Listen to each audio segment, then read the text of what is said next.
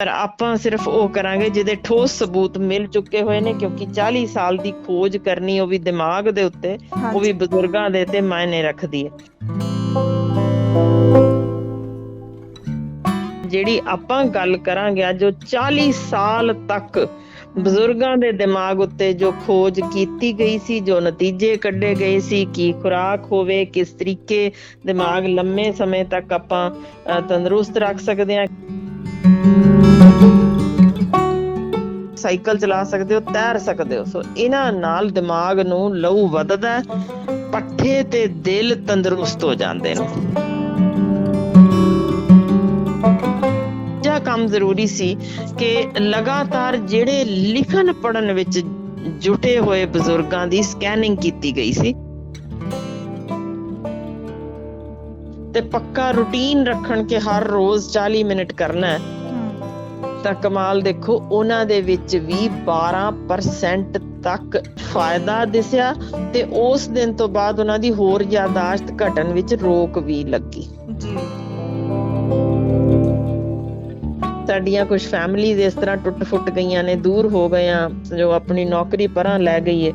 ਜੇ ਉਹਦੇ ਵਿੱਚ ਅਸੀਂ ਕਿਤੇ ਇਹ ਦਾਦੀਆਂ ਨਾਨੀਆਂ ਨੂੰ ਜਾਂ ਦਾਦਿਆਂ ਨਾਨਿਆਂ ਨੂੰ ਨਾਲ ਕਿਤੇ ਹੋ ਕੇ ਇਸ ਤਰ੍ਹਾਂ ਦੀ ਚੀਜ਼ ਵੱਲ ਲਾ ਦਈਏ ਤਾਂ ਯਕੀਨਨ ਉਹ ਤੰਦਰੁਸਤੀ ਉਹਨਾਂ ਦੇ ਆ ਸਕਦੀ ਜੇ।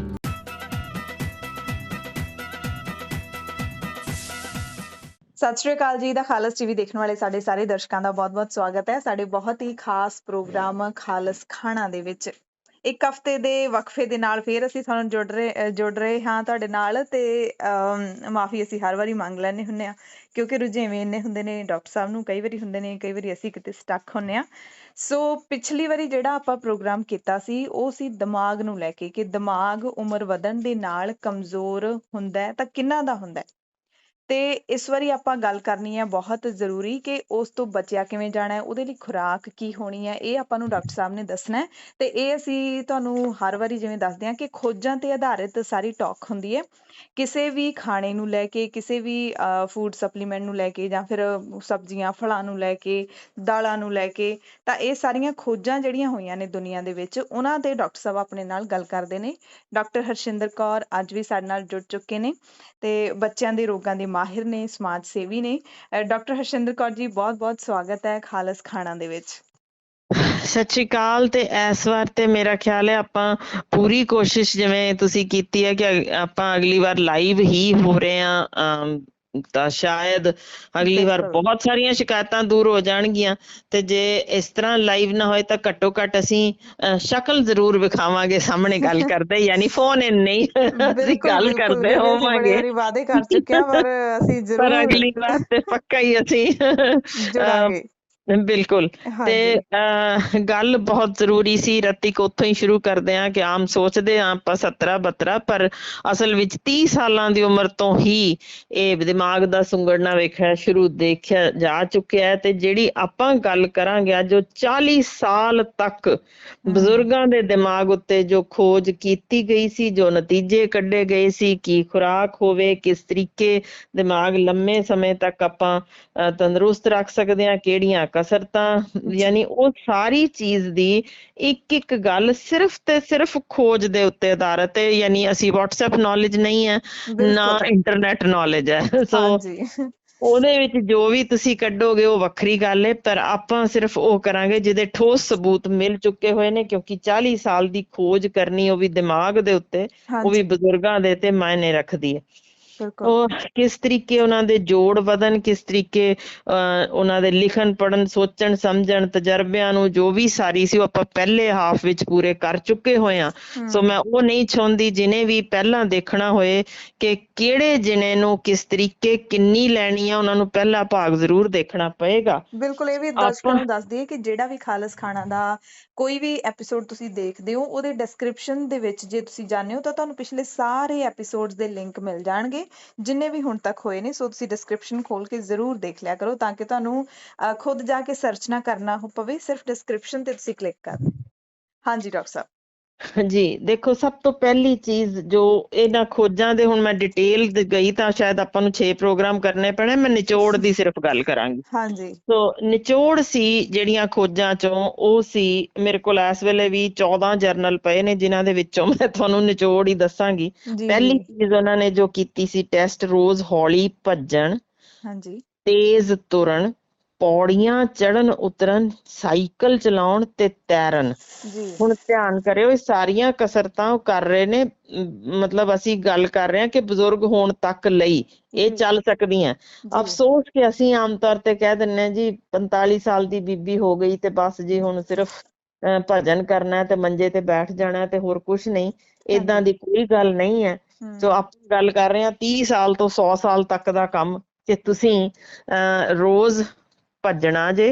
ਜੀ ਜੇ ਤੁਸੀਂ 70 ਸਾਲ ਦੇ ਵੀ ਹੋ ਤਾਂ ਹੌਲੀ ਭੱਜ ਸਕਦੇ ਹੋ, ਤੇਜ਼ ਤੁਰ ਸਕਦੇ ਹੋ, ਪੌੜੀਆਂ ਚੜ ਉਤਰ ਸਕਦੇ ਹੋ, ਸਾਈਕਲ ਚਲਾ ਸਕਦੇ ਹੋ, ਤੈਰ ਸਕਦੇ ਹੋ। ਸੋ ਇਹਨਾਂ ਨਾਲ ਦਿਮਾਗ ਨੂੰ ਲਹੂ ਵੱਧਦਾ, ਪੱਠੇ ਤੇ ਦਿਲ ਤੰਦਰੁਸਤ ਹੋ ਜਾਂਦੇ ਨੇ। ਜੀ ਜਿਹੜੀ ਹਾਰਵਰਡ ਮੈਡੀਕਲ ਸਕੂਲ 'ਚ ਡਾਕਟਰ ਸਕਾਟ ਮੈਕਗਿਨਿਸ ਸੀ, ਉਹਨਾਂ ਨੇ ਇਹ ਜਿਹੜਾ ਖੋਜ ਦੇ ਵਿੱਚੋਂ ਤੱਥ ਕੱਢੇ ਸਨ ਜੀ ਕਿ ਜਿੰਨੇ ਵੀ ਬਜ਼ੁਰਗ ਲੰਮੇ ਸਮੇਂ ਤੱਕ ਇਹ ਕਸਰਤਾਂ ਕਰਦੇ ਰਹੇ ਜਿਹੜੀਆਂ ਮੈਂ ਦੱਸੀਆਂ, ਯਾਨੀ ਹਲਕਾ ਹਲਕਾ ਸੋਟੀ ਫੜ ਕੇ ਟਹਿਲਣਾ ਨਹੀਂ ਹੈ, ਜੀ ਜੇ ਅਸੀਂ ਆਪਣੇ ਆਪ ਨੂੰ ਤੰਦਰੁਸਤ ਰੱਖਣਾ ਤਾਂ ਇੱਕੋ ਹੀ ਗੱਲ ਮਨ 'ਚ ਸੋਚਣੀ ਹੈ, ਮੈਂ ਤੁਰ ਸਕਦਾ, ਖਤਮ, ਤੇ ਤੁਰੋ ਤੇਜ਼। ਜੀ ਤੇ ਉਹਦੇ ਨਾਲ ਈਵਨ ਤੈਰਨਾ ਜੇ ਤੁਸੀਂ ਉਹ ਸ਼ੁਰੂ ਕਰ ਸਕਦੇ ਹੋ ਕਿਸੇ ਵੀ ਉਮਰ ਵਿੱਚ, ਸਪੋਰਟ ਦੇ ਨਾਲ ਤੁਸੀਂ ਆਪਣੀਆਂ ਲੱਤਾਂ ਜਾਂ ਬਾਹਾਂ ਉਹਦੇ 'ਚ ਚਲਾ ਸਕਦੇ ਹੋ, ਕੋਨੇ ਤੇ ਖੜੇ ਹੋ ਕੇ ਵੀ, ਉਹ ਵੀ ਵਧੀਆ ਜੇ।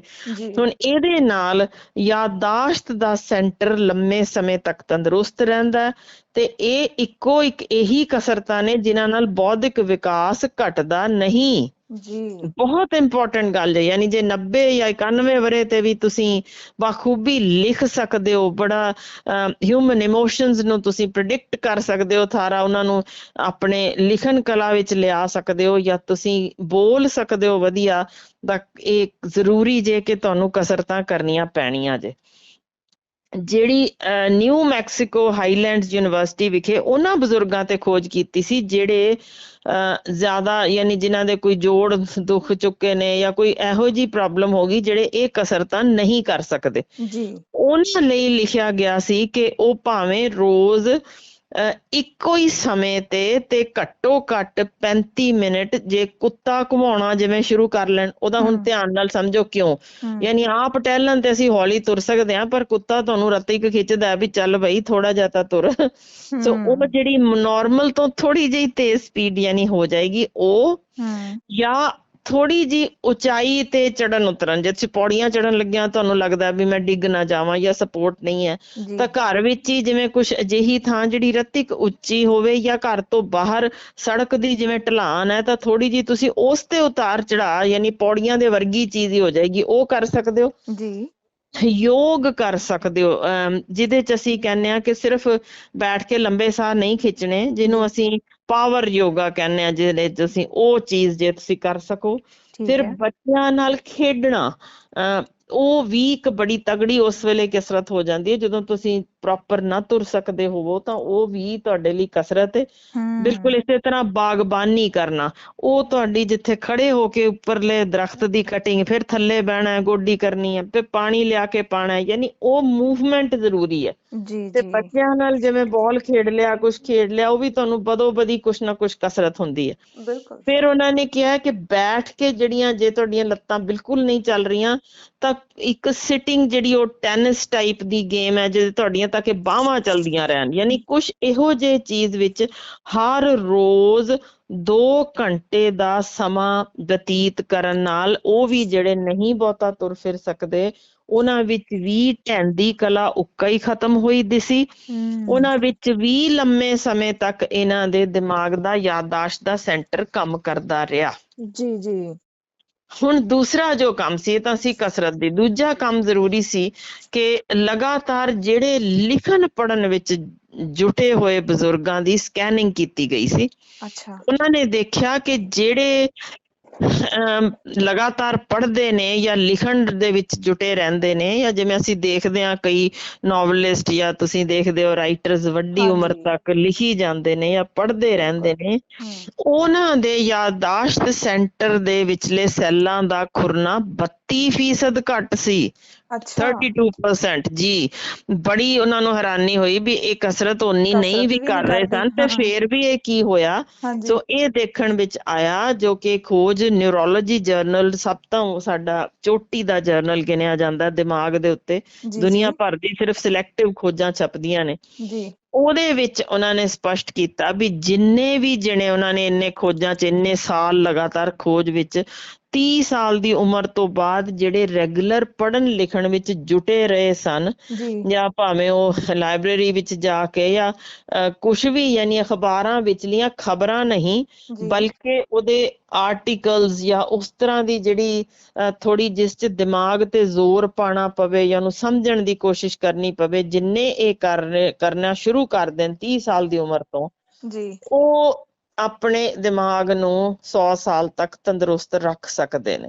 ਜੀ ਹੁਣ ਉਹਨਾਂ ਨੇ ਕਿਹਾ ਕਿ ਜੇ ਉਹ ਬਜ਼ੁਰਗ ਨੇ ਜਿਨ੍ਹਾਂ ਦੇ ਸਮਾਂ ਲੰਘ ਚੁੱਕਾ, ਹੁਣ ਉਹ 70 ਤੇ ਨੇ, ਉਹਨਾਂ ਨੂੰ ਲੱਗਦਾ ਹੈ ਵੀ ਹੁਣ ਸਾਨੂੰ ਯਾਦਾਸ਼ਤ ਵੀ ਜਾਂਦੀ ਪਈ ਹੈ, ਕੋਈ ਪ੍ਰੋਬਲਮ ਹੋ ਰਹੀ ਹੈ। ਹੁਣ ਉੱਥੇ ਕਿੰਨੀ ਕਮਾਲ ਦੀ ਚੀਜ਼ ਉਹਨਾਂ ਨੇ ਦੱਸੀ ਕਿ ਇਸ ਏਜ ਵਿੱਚ ਜੇ ਤੁਸੀਂ ਬੱਚਿਆਂ ਨੂੰ ਕਹਾਣੀਆਂ ਦੀਆਂ ਕਿਤਾਬਾਂ ਦੇ ਵਿੱਚੋਂ ਕਹਾਣੀਆਂ ਪੜ੍ਹ ਕੇ ਸੁਣਾਉਣੀਆਂ ਸ਼ੁਰੂ ਕਰ ਦੇਣ, ਜਾਂ ਰੋਜ਼ ਅਖਬਾਰ ਵਿਚਲੇ ਲੇਖ ਪੜ੍ਹਨੇ ਸ਼ੁਰੂ ਕਰ ਦੇਣ, ਤੇ ਪੱਕਾ ਰੂਟੀਨ ਰੱਖਣ ਕਿ ਹਰ ਰੋਜ਼ 40 ਮਿੰਟ ਕਰਨਾ ਹੈ, ਤਾਂ ਕਮਾਲ ਦੇਖੋ ਉਹਨਾਂ ਦੇ ਵਿੱਚ ਵੀ 12% ਤੱਕ ਉਹਨਾਂ 'ਚ ਫਾਇਦਾ ਦਿਸਿਆ, ਤੇ ਉਸ ਦਿਨ ਤੋਂ ਬਾਅਦ ਉਹਨਾਂ ਦੀ ਹੋਰ ਯਾਦਾਸ਼ਤ ਘਟਣ ਵਿੱਚ ਰੋਕ ਵੀ ਲੱਗੀ। ਜੀ ਸੋ ਯਾਨੀ ਇਹ ਚੀਜ਼ਾਂ ਉਹ ਨੇ ਜਿਹੜੀਆਂ ਖੋਜ ਦੱਸ ਰਹੀਆਂ ਨੇ, ਤੇ ਮੇਰਾ ਖਿਆਲ ਸਾਡੇ ਤਾਂ ਸਦੀਆਂ ਤੋਂ ਹੈ ਕਿ ਸਾਡੀਆਂ ਦਾਦੀਆਂ ਨਾਨੀਆਂ ਕਹਾਣੀਆਂ ਪੜ੍ਹ ਕੇ ਸੁਣਾਉਂਦੀਆਂ ਰਹੀਆਂ ਨੇ, ਤੇ ਕਿਵੇਂ ਸਾਡੇ ਇਤਿਹਾਸ ਪੁਰਾਣਾ ਲਹੂ ਗਰਮਾਉਣ ਲਈ ਉਹ ਵੀ ਸੁਣਾਉਂਦੀਆਂ ਰਹੀਆਂ। ਸੋ ਹੁਣ ਜ਼ਰੂਰ ਸਾਡੀਆਂ ਕੁਝ ਫੈਮਿਲੀਜ਼ ਇਸ ਤਰ੍ਹਾਂ ਟੁੱਟ ਫੁੱਟ ਗਈਆਂ ਨੇ, ਦੂਰ ਹੋ ਗਏ ਆ, ਜੋ ਆਪਣੀ ਨੌਕਰੀ ਪਰਾਂ ਲੈ ਗਈ ਹੈ, ਜੇ ਉਹਦੇ ਵਿੱਚ ਅਸੀਂ ਕਿਤੇ ਇਹ ਦਾਦੀਆਂ ਨਾਨੀਆਂ ਨੂੰ ਜਾਂ ਦਾਦਿਆਂ ਨਾਨਿਆਂ ਨੂੰ ਨਾਲ ਕਿਤੇ ਹੋ ਕੇ ਇਸ ਤਰ੍ਹਾਂ ਦੀ ਚੀਜ਼ ਵੱਲ ਲਾ ਦਈਏ, ਤਾਂ ਯਕੀਨਨ ਉਹ ਤੰਦਰੁਸਤੀ ਉਹਨਾਂ ਦੇ ਆ ਸਕਦੀ ਜੇ। ਜੀ ਜੀ ਹੁਣ ਬਿਲਕੁਲ ਖੁਰਾਕ ਦੀ ਗੱਲ ਕਰੀਏ, ਹਾਂਜੀ ਦੇਖੋ ਜਿਹੜੀ ਹੁਣ ਖੁਰਾਕ, ਮੈਂ ਵੈਜੀਟੇਰੀਅਨ ਨੋਨ ਵੈਜੀਟੇਰੀਅਨ ਜੋ ਮਿਕਸਡ, ਮੈਂ ਹੁਣ ਦੱਸਣਾ ਚਾਹੁੰਦੀ ਹਾਂ, ਜਿਹੜੇ ਜੋ ਵੀ ਖਾਂਦੇ ਹੋਣਗੇ, ਮੱਛੀ ਸਭ ਤੋਂ ਪਹਿਲਾਂ ਤੇ ਸਭ ਤੋਂ ਵੱਡੀ ਇੰਪੋਰਟੈਂਟ ਚੀਜ਼ ਦੱਸੀ ਗਈ ਹੈ। ਹੁਣ ਜਿਹੜੇ ਖਾਂਦੇ ਨੇ ਉਹਨਾਂ ਲਈ ਪਹਿਲਾਂ ਇਹ ਚੀਜ਼ ਬਹੁਤ ਜੀ ਫਾਇਦੇਮੰਦ ਜਿਹੜੇ ਜੇ। ਸ਼ਾਕਾਹਾਰੀ ਨੇ ਉਹ ਕਹਿੰਦੇ ਹੋਣਗੇ ਕੀ ਬੋਲਤਾ। ਹਾਂਜੀ, ਉਹਨਾਂ ਲਈ ਦੱਸਦੇ ਹਾਂ ਕਿ ਚੁਲਾਈ ਹਫ਼ਤੇ ਵਿੱਚ 5 ਦਿਨ ਖਾਣੀ ਪੈਣੀ ਜੇ। ਜੀ ਹੁਣ ਸਿੱਧੀ ਜੀ ਗੱਲ ਹੈ ਵੀ ਜੇ ਤੁਸੀਂ ਸ਼ਾਕਾਹਾਰੀ ਹੁੰਦੇ ਹੋਇਆ ਵੀ ਕਹੋ ਵੀ ਹੁਣ ਮੈਂ ਚੁਲਾਈ ਵੀ ਨਹੀਂ ਖਾਣੀ, ਤਾਂ ਹਾਂਜੀ ਫਿਰ ਇਹ ਮੈਂ ਹੁਣ ਸਿਰਫ ਉਹ ਚੀਜ਼ਾਂ ਪਹਿਲਾਂ ਆਪਾਂ ਦੱਸ ਦਈਏ ਜਿਹੜੀਆਂ ਫਾਇਦਾ ਜਿਨ੍ਹਾਂ ਦਾ ਹੋਇਆ ਜੇ। ਹੋਇਆ ਪਹਿਲੀ ਜੀ ਚੀਜ਼ ਜਿਵੇਂ ਮੈਂ ਦੱਸੀ ਮੱਛੀ ਸੀ, ਫਿਰ ਜੀ ਹਰੀਆਂ ਫਲੀਆਂ, ਚੁਲਾਈ, ਕਾਜੂ, ਬਦਾਮ, ਅਖਰੋਟ, ਦੁੱਧ, ਦਹੀਂ, ਪਨੀਰ, ਤਾਜ਼ੇ ਜਿਹੜੇ ਫਲ, ਹਰੀਆਂ ਸਬਜ਼ੀਆਂ ਤੇ ਤਿਲ, ਅੱਛਾ ਚਿੱਟੇ ਤਿਲ ਜਿਹੜੇ ਰਿਉੜੀਆਂ ਜਾਂ ਉਹਦੇ ਤੇ ਹੁੰਦੇ ਨੇ, ਉਹ ਹੁਣ ਮੈਂ ਤੁਹਾਨੂੰ ਦੱਸ ਦਿਆਂ ਕਿ ਕਿੰਨੀ ਗਿਣਤੀ 'ਚ, ਕਿਉਂਕਿ ਬਹੁਤ ਜ਼ਰੂਰੀ ਜੇ ਪਤਾ ਹੋਣਾ। ਜੀ ਚੁਲਾਈ ਮੈਂ ਦੱਸਿਆ ਹਫ਼ਤੇ 'ਚ 5 ਦਿਨ, ਤੁਹਾਨੂੰ ਭਾਵੇਂ ਤੁਸੀਂ ਉਹਨੂੰ ਥੋੜੀ ਜਿਹੀ ਰਿੰਨ ਕੇ ਤੁਸੀਂ 2 ਦਿਨ ਉਹਨੂੰ ਭਾਵੇਂ ਵਰਤ ਲਓ, ਖਰਾਬ ਨਹੀਂ ਹੁੰਦੀ। ਸੋ ਤੁਸੀਂ ਉਹਦੇ 'ਚ ਆਲੂ ਪਾ ਕੇ ਜਾਂ ਜੋ ਵੀ ਪਾ ਕੇ ਉਹਨੂੰ, ਜਾਂ ਬਗੈਰ ਉਹਦੇ ਵੀ ਜੇ ਬਣਾਉਣੀ ਹੈ, ਕਿਉਂਕਿ ਅਦਰਵਾਈਜ਼ ਥੋੜਾ ਕੜਾਂਗਾ ਜਿਹਾ ਟੇਸਟ ਆ ਜਾਂਦਾ, ਹਾਂਜੀ ਤੁਸੀਂ ਉਹਨੂੰ ਜੇ ਰੋਜ਼ਾਨਾ ਵੀ ਅੱਧੀ ਕੌਲੀ ਵੀ ਖਾ ਲੈਂਦੇ ਹੋ, ਬਹੁਤ ਵਧੀਆ ਜੇ। ਤੇ ਉਹਨੂੰ ਭਾਵੇਂ ਫੁਲਕੇ ਦੇ ਵਿੱਚ ਪਾ ਕੇ ਚੁਲਾਈ ਦੇ ਬਰੀਕ ਪੱਤੇ ਉਸ ਤਰ੍ਹਾਂ ਲੈ ਲਵੋ, ਜਾਂ ਕੋਈ ਹੋਰ ਸਬਜ਼ੀ ਜੇ ਬਣਾਈ ਜੇ ਉਹਦੇ ਵਿੱਚ ਮਿਕਸ ਕਰ ਲਵੋ, ਇਸ ਤਰੀਕੇ ਤੁਸੀਂ ਇਹਨੂੰ ਵਰਤ ਸਕਦੇ ਹੋ। ਇਸੇ ਤਰ੍ਹਾਂ ਜਿਹੜੇ ਬਾਕੀ ਚੀਜ਼ਾਂ ਦੇ ਵਿੱਚ ਤਿਲ, ਮੈਂ ਖਾਸ ਤੌਰ ਤੇ ਇਹਦਾ ਜ਼ਿਕਰ ਤਾਂ ਕੀਤਾ ਸੀ ਕਿ ਇਹਨੂੰ ਰੂਟੀਨ ਹੀ ਬਣਾ ਲਓ ਵੀ ਰੋਜ਼ ਦਾ ਸਵੇਰੇ ਦਾ ਜਿਹੜਾ ਪਰੌਂਠਾ ਬਣਾਉਣਾ, ਉਸ 'ਚ ਆਪਣੇ ਜੇ ਨਮਕਦਾਨੀ ਦੇ ਵਿੱਚ ਹੀ ਰੱਖ ਲਓ ਤਾਂ ਅੱਧਾ ਚਮਚ ਤੋਂ ਥੋੜਾ ਜਿਹਾ ਘੱਟ ਤੁਸੀਂ ਜੇ ਯਾਨੀ 1/3 ਚਮਚ ਦਾ ਉਹਨੂੰ ਹਰ, ਜੇ ਤੁਸੀਂ ਪਰੌਂਠੀ ਬਣਾਉਣ ਲੱਗੇ ਹੋ ਤਾਂ ਉਹਦੇ ਵਿੱਚ ਜਵੈਣ ਪਾਈ ਜੇ, ਤੇ ਨਾਲ ਜਵੈਣ ਬਹੁਤ ਫਾਇਦੇਮੰਦ ਹੁੰਦੀ ਜੇ, ਕਿਉਂਕਿ ਵਡੇਰੀ ਉਮਰ ਵਿੱਚ ਤੁਹਾਨੂੰ ਹਾਜ਼ਮਾ ਥੋੜਾ ਜਿਹਾ ਕਮਜ਼ੋਰ ਹੋਇਆ ਹੁੰਦਾ। ਸੋ ਜਵੈਣ ਦੇ ਨਾਲ ਤਿਲ ਰੈਗੂਲਰ ਪਾਣੇ ਸ਼ੁਰੂ ਕਰੋ, ਬਹੁਤ ਤੁਹਾਡੀਆਂ ਹੱਡੀਆਂ ਵੀ ਮਜ਼ਬੂਤ ਰਹਿਣਗੀਆਂ ਤੇ ਦਿਮਾਗ ਵੀ ਤੰਦਰੁਸਤ ਰਹੇਗਾ। ਜੀ ਹੁਣ ਇਹਦੇ ਵਿੱਚ ਹਰੀ ਚਾਹ ਦਾ ਮੈਂ ਜ਼ਿਕਰ ਕਰਦਿਆਂ, ਇੱਕ ਅਲਜ਼ੀਮਰ ਬਿਮਾਰੀ ਦੇ ਵਿੱਚ, ਜੋ ਕਿ ਭੁੱਲ ਜਾਣ ਦੀ ਦੇ ਵਿੱਚ ਸਿਰਫ ਇੱਕ ਖੋਜ ਹੈ, ਉਸ ਵਿੱਚ ਇਹਨਾਂ ਨੇ ਦੱਸਿਆ ਕਿ ਇਹਦੇ ਵਿਚਲੇ ਪੋਲੀਫਿਨੋਲ ਤੇ ਐਂਟੀਆਕਸੀਡੈਂਟ ਨੇ ਜਿਹੜੇ ਜਿਹੜੇ ਯਾਦਾਸ਼ਤ ਦਾ ਇੱਕਦਮ ਜਾਣਾ, ਅਲਜ਼ੀਮਰ ਨੂੰ ਥੋੜੀ ਦੇਰ ਲੇਟ ਕਰਨ ਵਿੱਚ ਇਹਦਾ ਰੋਲ ਲੱਭਿਆ ਗਿਆ। ਹੁਣ ਇਹਦਾ ਕਿੰਨਾ ਕੁ ਇੱਕ ਕਿਉਂਕਿ ਖੋਜ ਹੈ, ਮੈਂ ਇਸੇ ਲਈ ਜ਼ਿਕਰ ਕਰ ਦਿੱਤਾ ਕਿ ਇੱਕ ਖੋਜ ਵਿੱਚ ਇਹਦਾ ਜ਼ਿਕਰ ਹੋਇਆ ਤੇ ਉਸ ਇੱਕ ਖੋਜ ਦੇ ਵਿੱਚ ਇਹ ਸਪਸ਼ਟ ਹੋ ਗਿਆ ਕਿ ਇਹਦਾ ਫਾਇਦਾ ਹੈ, ਪਰ ਬਾਕੀ ਖੋਜਾਂ ਵਿੱਚ ਹੈ ਜਾਂ ਨਹੀਂ ਹੈ ਉਹਦਾ ਅਜੇ ਕੋਈ ਮੈਂ ਦੱਸ ਨਹੀਂ ਸਕਦੀ, ਪਰ ਕਿਉਂਕਿ ਇਹਦੀ ਇੱਕ ਪੋਜ਼ਿਟਿਵ ਆਈ ਸੀ ਮੈਂ ਤਾਂ ਤੁਹਾਨੂੰ ਇਹਦੇ ਚ ਸਾਂਝਾ ਕਰ ਦਿੱਤਾ। ਹੁਣ ਅੰਡੇ ਦਾ ਜ਼ਿਕਰ ਦੱਸਦੇ ਹਾਂ, ਇਹਦੇ ਵਿੱਚ vitamin B6, B12, folate, Colleen, ਇਹ ਸਾਰੇ ਹੀ ਦਿਮਾਗ ਲਈ ਬਹੁਤ ਫਾਇਦੇਮੰਦ ਨੇ। ਤੇ ਖਾਸ ਤੌਰ ਤੇ ਇਹਦੇ ਵਿੱਚ ਇੱਕ ਕੋਲੀਨ ਹੈ ਜਿਹੜਾ ਉਹ ਸਾਡੇ ਦਿਮਾਗ ਦਾ ਜੋ ਰਸ, ਜਿਹਨੇ ਅਸਲ ਵਿੱਚ ਯਾਦਾਸ਼ਤ ਵੀ ਠੀਕ ਕਰਨੀ ਹੈ, ਡਿਪਰੈਸ਼ਨ ਵੀ ਠੀਕ ਕਰਨੀ ਹੈ, ਮੂਡ ਠੀਕ ਰੱਖਣਾ, ਉਹ ਹੁੰਦਾ ਜੇ ਇੱਕ ਐਸੀਟਾਈਲ ਕੋਲੀਨ ਰਸ ਹੁੰਦਾ ਦਿਮਾਗ ਦਾ, ਜੋ ਡਿਪਰੈਸ਼ਨ ਦੇ ਵਿੱਚ ਇਹ ਘਟ ਜਾਂਦਾ। ਇਹ ਕੋਲੀਨ ਜਿਹੜਾ ਅੰਡੇ ਦਾ ਉਹ ਤੁਹਾਡਾ ਉਹਨੂੰ ਮਦਦ ਕਰਦਾ ਬਣਨ ਵਿੱਚ, ਸੋ ਅੰਡਾ ਕਾਫੀ ਫਾਇਦੇਮੰਦ ਹੈ। ਤੇ ਅਸੀਂ ਇਹੀ ਕਹਿੰਦੇ ਆ ਕਿ ਅੰਡੇ ਨੂੰ ਜੇ ਤੁਸੀਂ ਨਾ ਗਿਣੋ ਮਾਸਾਹਾਰੀ, ਕਿਉਂਕਿ ਇਹ ਇੱਕ ਤਰੀਕੇ ਦੀ, ਜਿਵੇਂ ਕਿਸੇ ਔਰਤ ਦੇ ਮਾਹਵਾਰੀ ਹੁੰਦੀ ਹੈ, ਉਹ ਟੁੱਟ ਜਾਂਦੇ ਨੇ ਅੰਡੇ ਜਿਹੜੇ ਕਿ ਕਿਸੇ ਕੰਮ ਦੇ ਨਹੀਂ ਹੁੰਦੇ, ਝੜਦੇ ਨੇ, ਬਿਲਕੁਲ ਉਸੇ ਤਰ੍ਹਾਂ ਉਹ ਅੰਡੇ ਵਰਤੇ ਜਾਂਦੇ ਨੇ ਮੁਰਗੀਆਂ ਦੇ ਜਿਹੜੇ ਜਿਨ੍ਹਾਂ ਵਿੱਚ ਜਾਨ ਨਹੀਂ ਪੈਣੀ ਹੁੰਦੀ, ਬੱਚਾ ਨਹੀਂ ਪੈਣਾ ਹੁੰਦਾ ਜੰਮਣਾ। ਸੋ ਉਹਨੂੰ ਅਸੀਂ ਇਸੇ ਲਈ ਵੈਜੀਟੇਰੀਅਨ ਇੱਕ ਤਰੀਕੇ ਗਿਣਦੇ ਹਾਂ ਵੀ ਤੁਸੀਂ ਇਹਨੂੰ ਖਾ ਸਕਦੇ ਹੋ, ਉਹਦੇ ਚ ਕੋਈ ਨੁਕਸਾਨ ਨਹੀਂ। ਸੋ ਜਿਹੜੇ ਬਜ਼ੁਰਗ ਨੇ ਜੇ ਉਹ ਰੈਗੂਲਰ ਲੈਂਦੇ ਰਹਿਣ ਤੰਦਰੁਸਤ ਰਹਿ ਸਕਦੇ ਨੇ। ਇਸੇ ਤਰ੍ਹਾਂ ਬਲੂਬੈਰੀਜ਼ ਜਿਹੜੀਆਂ ਨੇ ਉਹ ਕਾਫੀ ਦਿਮਾਗ ਨੂੰ ਤੰਦਰੁਸਤ ਰੱਖਣ ਵਿੱਚ ਸਹਾਈ ਹੁੰਦੀਆਂ ਨੇ ਜੀ। ਜਿੱਥੇ ਤੱਕ ਰੀੜ ਦੀ ਹੱਡੀ, ਕਿਉਂਕਿ ਨਾ ਬਹੁਤੇ ਬਜ਼ੁਰਗਾਂ ਚ ਤੁਸੀਂ ਦੇਖਿਆ ਹੋਏਗਾ ਕੁੱਬ ਪੈਣ ਲੱਗ ਜਾਂਦਾ ਜੀ, ਸੋ ਉਹਦੇ ਲਈ ਉਹਨੂੰ ਰੋਕਣ ਲਈ ਜ਼ਰੂਰੀ ਜੇ ਰਾਗੀ ਦਾ ਆਟਾ। ਜੀ, ਬਾ ਕਮਾਲ। ਮੈਂ ਤੁਹਾਨੂੰ ਸਿਰਫ ਇਹ ਦੱਸ ਸਕਦੀ ਹਾਂ ਵੀ ਦੁਨੀਆ ਭਰ ਵਿੱਚ ਇਸ ਤੋਂ ਵਧੀਆ ਖੁਰਾਕ ਕੁਦਰਤ ਨੇ ਸਾਨੂੰ ਦਿੱਤੀ ਨਹੀਂ, ਜਿਹਨੇ ਹੱਡੀਆਂ ਵੀ ਤੰਦਰੁਸਤ ਰੱਖਣੀਆਂ, ਚਮੜੀ ਵੀ ਤੰਦਰੁਸਤ ਰੱਖਣੀ ਹੈ, ਵਾਲ ਵੀ ਠੀਕ ਰੱਖਣੇ ਹੈ, ਨਜ਼ਰ ਵੀ ਠੀਕ ਰੱਖਣੀ ਹੈ, ਲਚਕ ਵੀ ਠੀਕ ਰੱਖਣੀ ਹੈ, ਹੱਡੀਆਂ 'ਚ ਕੈਲਸ਼ੀਅਮ ਵੀ ਪਹੁੰਚਾ ਦੇਣਾ, ਉੱਥੇ ਦਿਮਾਗ ਵੱਲ ਜਿਹੜੀਆਂ ਨਸਾਂ ਜਿਹੜੀਆਂ ਜਾਂਦੀਆਂ ਨੇ ਉਹਨਾਂ ਦਾ ਲਹੂ ਵੀ ਬਰਕਰਾਰ ਰੱਖਣਾ। ਸੋ ਇਹ ਰੀੜ ਦੀ ਹੱਡੀ ਨੂੰ ਠੀਕ ਰੱਖਣਾ ਜੇ ਤਾਂ ਕੈਲਸ਼ੀਅਮ ਪੂਰਾ ਰੱਖਣਾ ਜੇ ਤੇ ਭਾਈ ਤੁਸੀਂ ਚਲਾਈ ਤੇ ਰਾਗੀ ਦਾ ਆਟਾ। ਇਹ ਰੌਂਗੀ ਨਹੀਂ ਹੈ, ਪਹਿਲਾਂ ਵੀ ਇੱਕ ਪ੍ਰੋਗਰਾਮ 'ਚ ਗੱਲ ਕੀਤੀ ਸੀ, ਬਹੁਤ ਸਾਰੇ ਸੁਨੇਹੇ ਆਏ ਕਿ ਰੌਂਗੀ ਦੀ ਦਾਲ ਹੁੰਦੀ ਜੇ, ਬਿਲਕੁਲ ਉਹ ਰੌਂਗੀ ਵੱਖ ਚੀਜ਼ ਹੈ, ਇਹ ਰਾਗੀ ਅੰਨ ਜੇ, ਆਟਾ ਹੈ।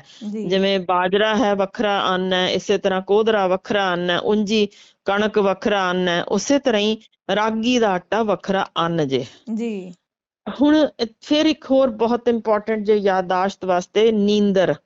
ਜੇ ਨੀਂਦਰ ਪੂਰੀ ਨਾ ਆਵੇ, ਜੋ ਕਿ ਬਹੁਤ ਆਮ ਹੁੰਦਾ ਜੇ ਵਧੇਰੀ ਉਮਰ ਚ ਤਣਾਅ ਬਥੇਰੀ ਵਾਰ, ਸ਼ਾਇਦ ਤੁਹਾਨੂੰ ਵੀ ਕਈ ਵਾਰ ਤੁਸੀਂ ਦੇਖਿਆ ਹੋਏਗਾ ਕਿ ਕੁਛ ਆਉਣ ਵਾਲੀ ਹੈ ਨਿਊਜ਼, ਮੈਂ ਪੜ੍ਹਨੀ ਹੈ, ਮੈਂ ਪੜ੍ਹਨਾ, ਉਹਨੂੰ ਦੇਖਣਾ, ਸੋ ਤੁਹਾਡੀ ਵੀ ਕਈ ਵਾਰ ਨੀਂਦ ਹੋ ਜਾਂਦੀ ਹੈ। ਸਾਡਾ ਵੀ ਇਸੇ ਤਰ੍ਹਾਂ ਕੋਈ ਸੀਰੀਅਸ ਪੇਸ਼ੈਂਟ ਪਏ ਹੋਣ, ਨੀਂਦਰ ਨਹੀਂ ਆਉਂਦੀ ਪਈ, ਬਚ ਗਿਆ, ਉਹਦਾ ਦੇਖਿਆ ਵੀ ਪੂਰਾ ਕਿਸੇ ਨੇ ਕਿ ਨਹੀਂ। ਸੋ ਇਸ ਤਰੀਕੇ ਦੇ ਕਈ ਤਣਾਅ ਹੁੰਦੇ ਨੇ ਜਿਹੜੇ ਨੀਂਦਰ ਨਹੀਂ ਲੈਣ ਦਿੰਦੇ, ਪਰ ਹਰ ਵਾਰ ਨੀਂਦਰ ਜਦੋਂ ਜਾਂਦੀ ਜੇ ਉਦੋਂ ਤੁਹਾਡੇ ਯਾਦਾਸ਼ਤ ਦੇ ਸੈੱਲ ਕੁਝ ਕੁ ਤਾਂ ਜ਼ਰੂਰ ਮਰ ਜਾਂਦੇ ਨੇ, ਖਤਮ ਹੋ ਜਾਂਦੇ ਨੇ। ਸੋ ਇਹਦਾ ਮਤਲਬ ਹੈ ਨੀਂਦਰ ਪੂਰੀ ਲੈਣੀ ਬਹੁਤ ਜ਼ਰੂਰੀ ਜੇ, ਤੇ ਉਹ ਆਏਗੀ ਤਾਂ ਹੀ ਦਿਨ ਵੇਲੇ ਦਾ ਜੋ ਵੀ ਅਸੀਂ ਕੂੜਾ ਕਰਕਟ ਦਿਮਾਗ 'ਚ ਸਾਂਭਦੇ ਹਾਂ, ਕਿਸੇ ਨੇ ਸਾਨੂੰ ਆ ਕਿਹਾ ਜਾਂ ਕਿਸੇ ਕੋਈ ਐਕਸੀਡੈਂਟ ਜਾਂ ਕੋਈ ਕੁਛ ਵੀ ਜਾਂ ਕੋਈ ਬਿਮਾਰੀ, ਕੋਈ ਮੌਤ, ਇਹ ਸਾਰੀਆਂ ਚੀਜ਼ਾਂ ਸਾਡਾ ਦਿਮਾਗ ਜਕੜ ਲੈਂਦੀਆਂ ਨੇ। ਸੋ ਰਾਤ ਦਾ ਸਮਾਂ ਸਾਡੇ ਦਿਮਾਗ ਉਹਨਾਂ ਨੂੰ ਸਫਾਈ ਦੇ ਕਰਨ ਉੱਤੇ ਲਾਉਂਦਾ ਕਿ ਜਿੰਨੀ ਦੇਰ ਅਸੀਂ ਸੁੱਤੇ ਰਵਾਂਗੇ ਦਿਮਾਗ ਚੁਸਤ ਨਹੀਂ ਹੋਏਗਾ,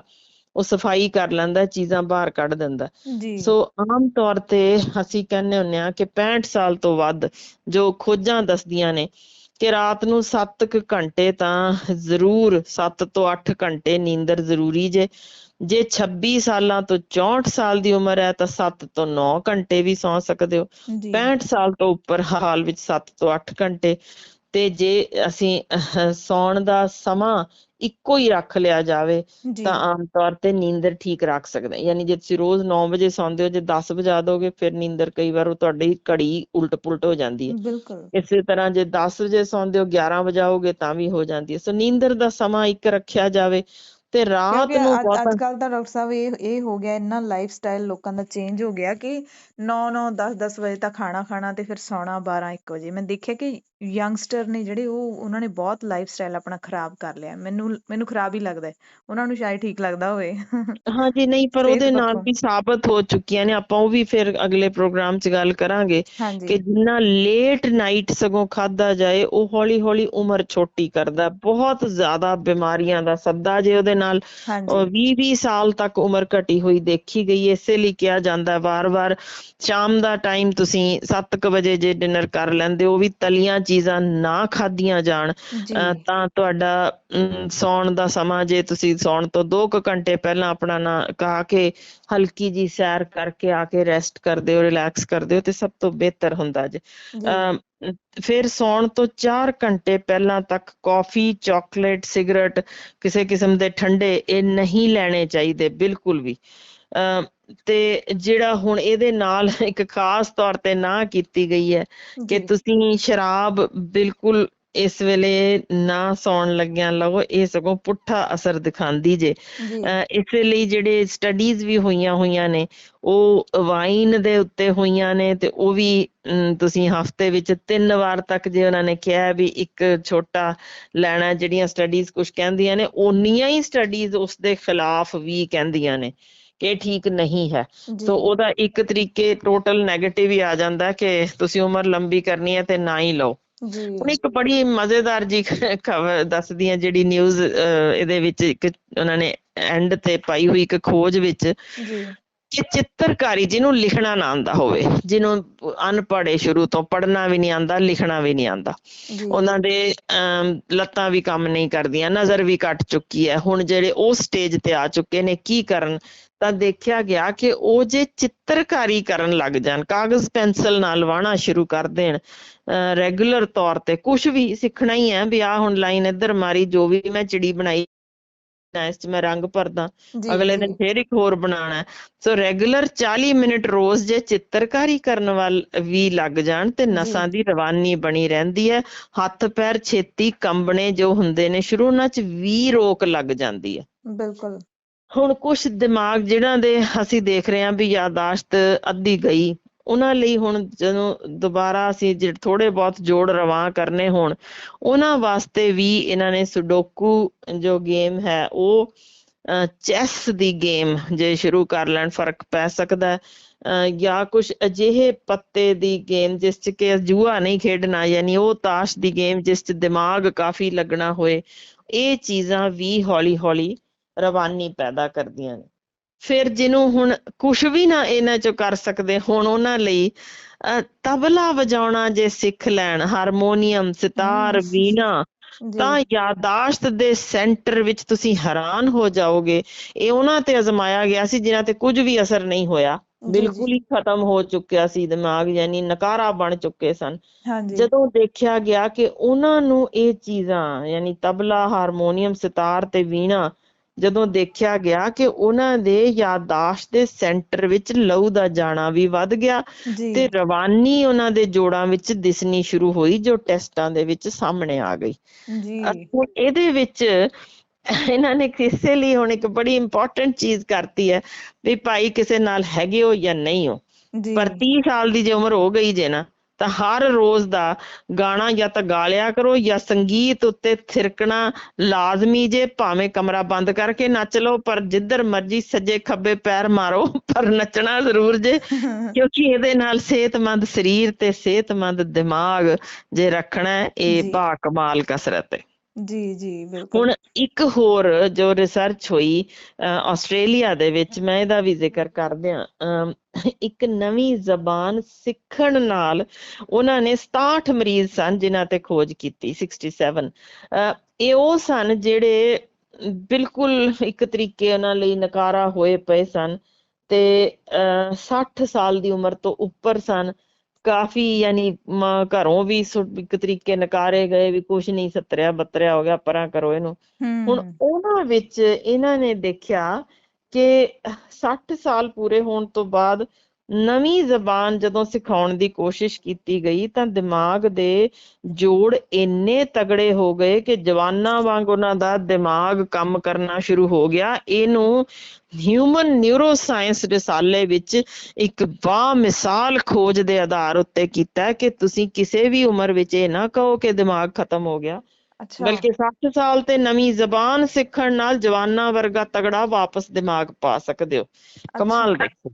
ਬਿਲਕੁਲ, ਇਹ ਤਾਂ ਯਾਨੀ ਕਿ ਮਤਲਬ ਜਿਹੜੀਆਂ ਸਾਰੇ ਮਿੱਥ ਬਣੇ ਹੋਏ ਨੇ, ਇਹ ਗੱਲਾਂ ਬਣੀਆਂ ਹੋਈਆਂ ਨੇ, ਇਹ ਸਾਰੀਆਂ ਮਿੱਥ ਨੇ ਕਿ ਇਦਾਂ ਨਹੀਂ ਹੋ ਬਿਲਕੁਲ, ਸਕਦਾ। ਇਸੇ ਲਈ ਮੈਂ ਅੱਜ ਦਾ ਸੱਤਰਿਆ ਖਾਸ ਇਹ ਬਹੱਤਰਿਆ ਪ੍ਰੋਗਰਾਮ ਮਤਲਬ 70 ਸਾਲ ਬਿਲਕੁਲ ਦਾ ਜਿਹੜਾ ਬੰਦਾ ਹੈ ਉਹ ਤਾਂ ਬਿਨਾਂ ਦਿਮਾਗ ਤੋਂ ਹੀ ਹੋਊਗਾ।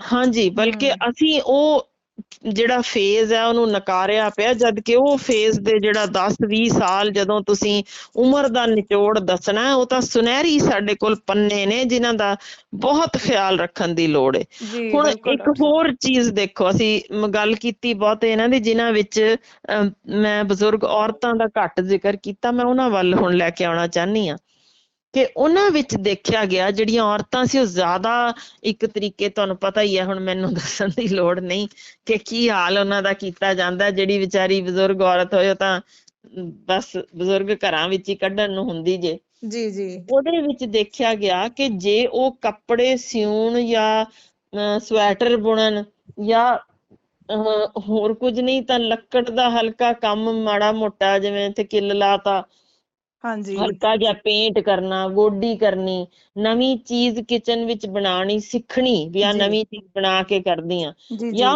ਮੁਫਤ ਲੈਕਚਰ ਜਾਂ ਕਲਾਸਾਂ ਬੱਚਿਆਂ ਦੀਆਂ ਲਾਉਣ ਲੱਗ ਜਾਣ। ਹਾਂਜੀ ਤੁਸੀਂ ਕਮਾਲ ਦੇਖੋ ਜੀ, ਇਹਦੇ ਨਾਲ ਇਕਾਗਰਤਾ ਵੱਧ ਗਈ ਉਹਨਾਂ ਦੀ ਤੇ ਉਹਨਾਂ ਦੀ ਵਾਪਸ ਰਵਾਨੀ ਆ ਗਈ, ਡਿਪਰੈਸ਼ਨ ਚਲੀ ਗਈ, ਜੋੜਾਂ ਦੇ ਦਰਦ ਉਹਨਾਂ ਦੇ ਚਲੇ ਗਏ। ਯਾਨੀ ਇੰਨੀ ਇੰਪਰੂਵਮੈਂਟ ਇਸ ਚੀਜ਼ ਨਾਲ ਹੋ ਗਈ ਕਿ ਉਹ ਕਹਿੰਦੇ ਕਿ ਜਿਹੜੇ ਇਹਨਾਂ ਚੋਂ ਦੇਖਿਆ ਗਿਆ ਟੱਬਰ ਨਾਲ ਸਾਂਝ ਜ਼ਿਆਦਾ ਰੱਖਦੇ ਹੋਣ, ਜੀ ਉਹਨਾਂ ਦੀ ਆਕਾਰ ਦਿਮਾਗ ਦਾ ਛੇਤੀ ਛੋਟਾ ਨਹੀਂ ਹੁੰਦਾ। ਯਾਨੀ ਜਦੋਂ ਅੱਛਾ ਅਸੀਂ ਢੱਕ ਦਿੰਦੇ ਹਾਂ ਪੌੜੀਆਂ ਥੱਲੇ ਵੜ ਜਾ ਬਈ ਬੇਬੇ ਹੁਣ ਤੇਰਾ ਕੋਈ ਕੰਮ ਨਹੀਂ, ਤਾਂ ਹਾਂਜੀ ਉਹ ਅਸੀਂ ਇੱਕ ਤਰੀਕੇ ਆਪਣਾ ਆਉਣ ਵਾਲਾ ਸਮਾਂ ਸਾਹਮਣੇ ਰਹੇ ਹੁੰਦੇ ਹਾਂ ਵੀ ਅਸੀਂ ਕੁਝ ਸਾਡੇ ਨਾਲ ਹੋਣਾ ਚਾਹੀਦਾ। ਜੀ ਜੀ ਜੇ ਅਸੀਂ ਨਹੀਂ ਚਾਹੁੰਦੇ ਤਾਂ ਉਹਨਾਂ ਨੂੰ ਇੱਕ ਪੋਜ਼ਿਟਿਵ ਐਟੀਟਿਊਡ ਲਿਆ ਕੇ ਸਗੋਂ ਵਿੱਚ ਲਿਆਓ ਤਾਂ ਉਹ ਬਹੁਤ ਫਾਇਦੇਮੰਦ ਹੋ ਸਕਦਾ ਜੀ।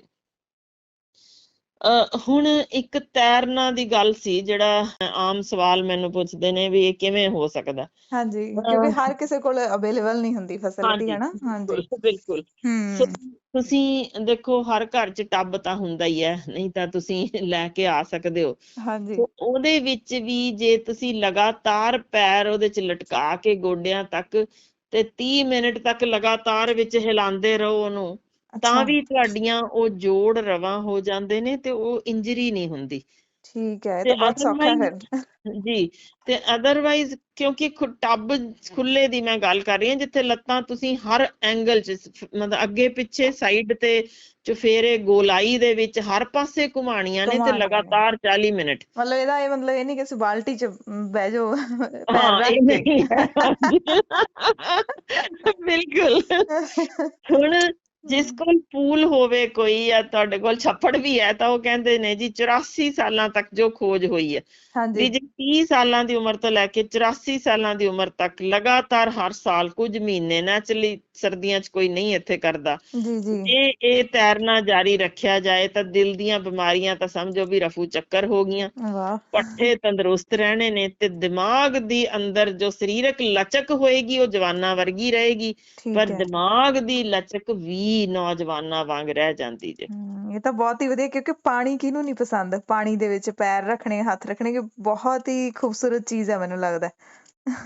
ਹੁਣ ਇੱਕ ਹੋਰ ਮਜ਼ੇਦਾਰ ਚੀਜ਼ ਦੱਸਣ ਲੱਗੀ ਹਾਂ। ਹੁਣ ਇਹ ਖੋਜ ਕੀਤੀ ਗਈ ਸੀ ਸਾਈਬੇਰੀਆ ਦੇ ਵਿੱਚ ਵੀ ਉੱਥੇ ਬਜ਼ੁਰਗਾਂ ਦੇ ਉੱਤੇ। ਹੁਣ ਉਹਨਾਂ ਨੇ ਕੀ ਦੇਖਿਆ ਕਿ ਹਾਂਜੀ ਜਿਹੜੇ ਲਗਾਤਾਰ ਚਿੱਠੀਆਂ ਲਿਖ ਰਹੇ ਸਨ, ਉਹਨਾਂ ਦੀ ਖੋਜ ਨੇ ਦੱਸਿਆ ਕਿਆ ਅੱਛਾ ਕਮਾਲ ਦੀ ਚੀਜ਼ ਹੈ ਹੂੰ ਕਿ ਲਿਖਣਾ ਆਂਦਾ ਨਹੀਂ ਆਂਦਾ ਤੁਹਾਨੂੰ, ਕਵਿਤਾਵਾਂ ਆਂਦੀਆਂ ਨਹੀਂ ਆਂਦੀਆਂ, ਕੋ ਟੱਟੇ ਕੂਚ ਜਾਣ, ਮੈਂ ਆਪ ਲਿਖ ਰਿਹਾ ਆਪਣੀ ਅਲਮਾਰੀ 'ਚ ਰੱਖ ਰਿਹਾ। ਹਾਂਜੀ ਸੋ ਉਹ ਜੇ ਚਿੱਠੀਆਂ ਵੀ ਲਿਖਦੇ ਰਹਿਣ ਰੈਗੂਲਰ ਤੌਰ ਤੇ ਰੋਜ਼, ਹੂੰ ਭਾਵੇਂ ਉਹ ਭੇਜਣੀਆਂ ਕਿਸੇ ਨੂੰ ਜਾਂ ਸਾਂਭਣੀਆਂ ਅੰਦਰ ਕਾਗਜ਼ ਰੱਖੀ ਰੱਖੋ, ਪਰ ਹੂੰ ਇਸ ਚੀਜ਼ ਚੀਜ਼ ਨਾਲ ਜਦੋਂ ਇਹ ਸ਼ੁਰੂ ਤੁਹਾਡੇ ਕੰਮ ਹੋਇਆ, ਉਸ ਤੋਂ ਅੱਗੇ 20 ਸਾਲਾਂ ਤੱਕ ਦਿਮਾਗ ਦੇ ਜੋੜ ਤੰਦਰੁਸਤ ਰੱਖੇ ਜਾ ਸਕਦੇ ਨੇ, ਕਿਉਂਕਿ ਉਹ ਤੁਸੀਂ ਜਦੋਂ ਲਿਖਣਾ ਹੈ, ਉਹ ਹਾਂਜੀ ਤੁਹਾਨੂੰ ਬਹੁਤ ਚੀਜ਼ਾਂ ਸੋਚ ਕੇ ਵੀ ਅੱਜ ਮੈਂ ਇਸ ਚੀਜ਼ ਤੇ ਲਿਖਣਾ ਹੈ, ਅੱਜ ਮੈਂ ਇਹਨੂੰ ਚਿੱਠੀ ਲਿਖਣੀ ਹੈ, ਸੋ ਉਹ ਹਾਂਜੀ ਤੁਹਾਨੂੰ ਲਿਖਣਾ ਹਰ ਹਾਲ ਵਿੱਚ ਜਾਰੀ ਜਾਰੀ ਰੱਖਣਾ ਰੱਖਣਾ। ਚਾਹੀਦਾ ਜੇ ਔਰ ਤੁਹਾਨੂੰ ਲਿਖਣਾ ਆਉਂਦਾ। ਕਈ ਲੋਕ ਡਾਇਰੀ ਵੀ ਲਿਖਦੇ ਨੇ, ਬੱਚੇ ਦੇਖਿਆ, ਬੱਚੇ ਬਿਲਕੁਲ, ਉਹ ਜਾਂ ਬਹੁਤ ਨੌਜਵਾਨ, ਬੜੀ ਚੰਗੀ। ਫਾਇਦੇਮੰਦ ਜੇ।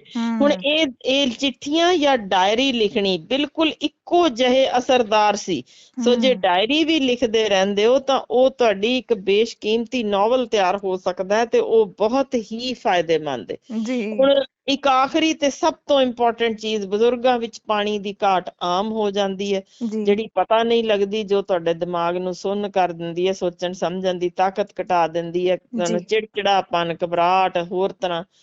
ਹਰ ਇੱਕ ਜਣੇ ਲਈ 5 ਤੋਂ 6 ਗਿਲਾਸ ਪਾਣੀ ਦੇ ਜ਼ਰੂਰ ਪੀਣੇ ਚਾਹੀਦੇ ਨੇ। ਜੀ ਸੋ ਇਹ ਜ਼ਰੂਰੀ ਸੀ ਜੋ ਮੈਂ ਅੱਜ ਸਾਂਝ ਗੰਢਣੀ ਚਾਹੀ, ਕਿ ਜੇ 100 ਸਾਲ ਤੱਕ ਤੰਦਰੁਸਤ ਰੱਖਣਾ ਜੇ ਜੀ ਦਿਮਾਗ ਦੀ ਟੁੱਟ ਫੁੱਟ, ਕਿਉਂਕਿ ਸਿਰਫ 30 ਸਾਲਾਂ ਦੀ ਉਮਰ ਤੋਂ ਸ਼ੁਰੂ ਹੋ ਜਾਂਦੀ। ਅੱਜ ਤੋਂ ਬਾਅਦ ਜੇ ਕੋਈ 30 ਵਰਿਆਂ ਦਾ ਨੌਜਵਾਨ ਇਹ ਕਹਿੰਦਾ ਵੀ ਫਲਾਣਾ 70-72 ਹੈ, ਤੇ ਉਹ ਆਪਣੇ ਤੇ ਹੀ ਹੱਸ ਲਵੇ, ਕਿਉਂਕਿ ਉਹਦਾ ਦਿਮਾਗ ਆਲਰੇਡੀ ਸੁੰਗੜਨਾ ਸ਼ੁਰੂ ਹੋ ਗਿਆ, ਉਸੇ ਹੀ ਥਾਂ ਤੇ ਜਾ ਰਿਹਾ। ਸੋ ਬਿਲਕੁਲ ਉਸ ਟੁੱਟ ਫੁੱਟ ਨੂੰ ਜੇ ਰੋਕਣਾ ਜੇ ਤਾਂ ਫਿਰ ਤਣਾਓ ਛੱਡਣਾ ਪੈਣਾ, ਸ਼ੁਕਰਾਨਾ ਸਿੱਖਣਾ ਪੈਣਾ। ਪਰ ਸੰਗੀਤ ਨੂੰ ਜ਼ਿੰਦਗੀ ਦਾ, ਇੱਕ ਮਧੁਰ ਸੰਗੀਤ ਨੂੰ ਜ਼ਿੰਦਗੀ ਦਾ ਹਿੱਸਾ ਬਣਾਓ, ਆਪਣਿਆਂ ਨਾਲ ਸਮਾਂ ਬਿਤਾਓ, ਦੋਸਤਾਂ ਨਾਲ ਗਲਵੱਕੜੀਆਂ ਪਾਓ, ਸੰਤੁਲਿਤ ਖੁਰਾਕ ਆਪਾਂ ਦੱਸ ਚੁੱਕੇ ਹਾਂ, ਰੋਜ਼ਾਨਾ ਦੀ ਕਸਰਤ ਜ਼ਰੂਰੀ ਜੇ, ਲਿਖਣ ਪੜ੍ਹਨ ਦੀ ਆਦਤ ਪਾਈਏ। ਪਰ ਇਹਦੇ ਵਿੱਚ ਇੱਕ ਬਹੁਤ ਇੰਪੋਰਟੈਂਟ ਚੀਜ਼ ਸੀ ਜੋ ਮੈਂ ਦੱਸਣਾ ਚਾਹੁੰਦੀ ਹਾਂ, ਜੋ ਇਹਨਾਂ ਸਾਰੀਆਂ ਖੋਜਾਂ ਦਾ ਨਿਚੋੜ ਦੇ ਵਿੱਚ ਨਿਕਲਿਆ ਸੀ, ਕਿ ਭਾਈ ਤਣਾਓ ਵਧਾਉਣ ਵਾਲੀ ਜੋ ਤੁਹਾਡੇ ਪ੍ਰੋਗਰਾਮ ਨੇ ਜਾਂ ਖਬਰਾਂ ਨੇ, ਉਹਨਾਂ ਤੋਂ ਰਾਤ ਸੌਣ ਤੋਂ 6 ਘੰਟੇ ਪਹਿਲਾਂ ਤੱਕ ਗੁਰੇਜ਼ ਕਰੋ, ਨਹੀਂ ਦੇਖਣੀਆਂ। ਜੀ ਜੀ ਬਿਲਕੁਲ। ਇਹ ਬਹੁਤ ਇੰਪੋਰਟੈਂਟ ਜੇ। ਇਹਨਾਂ ਸਾਰਿਆਂ ਦੇ ਨਾਲ ਉਹਨਾਂ ਨੇ ਕਿਹਾ ਵੀ ਜੋ ਵੀ ਮਰਜ਼ੀ ਪੋਜ਼ਿਟਿਵ ਕਰ ਰਹੇ ਹੋ, ਜੇ ਉਹਦੇ ਨਾਲ ਤੁਹਾਡੀ ਨੈਗੇਟਿਵਿਟੀ ਨਾਲ ਦਿਮਾਗ ਭਰਿਆ ਪਿਆ, ਤਾਂ ਕੁਝ ਵੀ ਫਾਇਦਾ ਨਹੀਂ ਦੇਣਾ। ਉਸ ਨੈਗੇਟਿਵਿਟੀ ਨੇ ਤੁਹਾਡੇ ਦਿਮਾਗ ਦੇ ਸਗੋਂ ਬਹੁਤ ਸਾਰੇ ਸੈੱਲ ਤੋੜ ਫੋੜ ਦੇਣੇ ਨੇ, ਜੋੜ ਖਤਮ ਕਰ ਦੇਣੇ ਨੇ, ਤੇ ਤੁਹਾਨੂੰ ਸਗੋਂ ਉਸ ਤਣਾਅ ਨਾਲ ਧੜਕਣ ਵੀ ਵਧੇਗੀ, ਨੀਂਦ ਵੀ ਉੱਡੇਗੀ।